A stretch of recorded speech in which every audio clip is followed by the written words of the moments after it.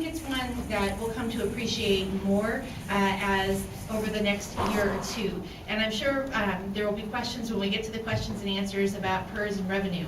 And that whole idea, what people started to term as the grand bargain, kind of overshadowed almost everything else that we were trying to talk about in the legislative session, and I think really dominated the news cycle. And one of the things that I think it's unfortunate that didn't get enough attention is that for all of the talk that we had about more resources that could have gone into education or other services if we had come to this grand bargain, we actually invested about $1 billion in new resources into K-12 schools, which is the largest increase of an investment ever in Oregon's history. What's frustrating about that for some districts is because we've been cutting in our schools for so long, that didn't mean a no-cuts budget for every school district in the state, especially some of the larger ones. You've probably heard about Eugene and Salem and Beaverton. And some of those are related to choices, the way that those budget cuts have been handled over the last 20 years. Corvallis ended up doing pretty well under this budget, was able to add back 3 school days that haven't been in the calendar for the last several years. And I think one of the reasons that Corvallis doesn't find itself in the same place that Eugene is, which also has declining enrollment and property tax compression in their district, is the wise stewardship that this community has had over its school resources over a number of years that really has positioned Corvallis well to handle the continuing challenge with our school funding. But it really is a very solid budget, and when we came into the session, the bar that people set was if we could get to $6.75 billion, that would be a good thing, and that's where we ended up landing in the end.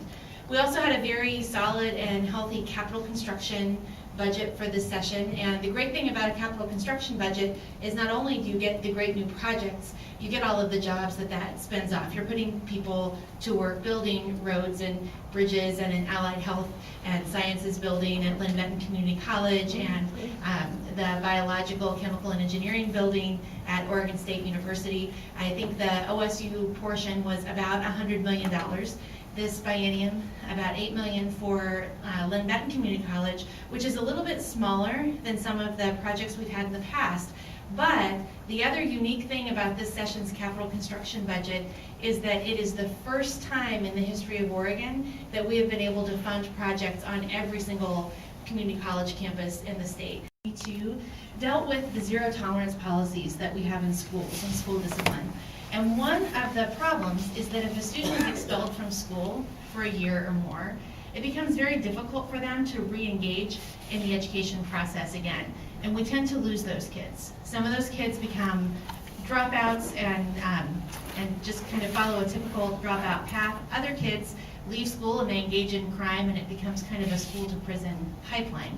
And one of the things that we heard from educators and advocates was that the zero tolerance policies really didn't provide school administrators with the discretion that they needed to decide how to respond to disciplinary problems at their schools.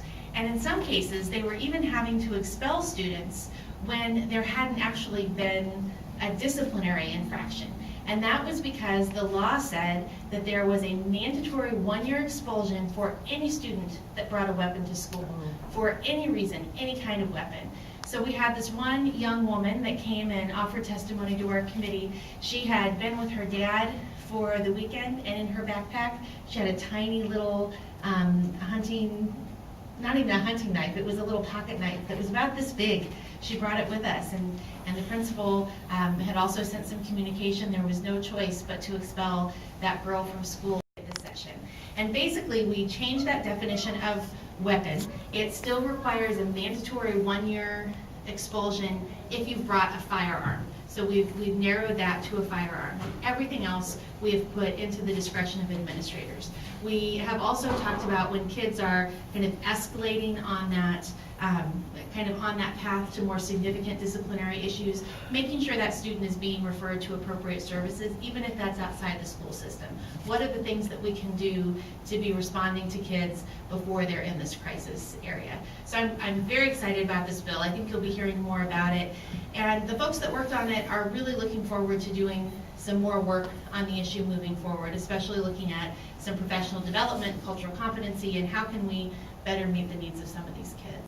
what I expected it to be had to do with the way that students can transfer between school districts. So 2 years ago, we passed open enrollment legislation that allowed a district on their own could say, we have 500 spaces open in our school district. And under open enrollment, a student can go to that district that's opened themselves up in that way, and the district in which they live doesn't get to say whether or not they go or not. Under our normal inter-district transfer process, both school districts have to give permission. But in exchange for these districts being able to take anybody that wants to come, they really had to take anybody that wanted to come. They couldn't ask them questions about their race or their first language or whether or not they were TAG or had special education services or any of these kinds of things. They just had to take who wanted to come. If they had 500 spaces and 550 kids applied, they would have to do a lottery. And the 500 kids that got through the lottery would get in, the other 50 wouldn't, even if those were the star football players.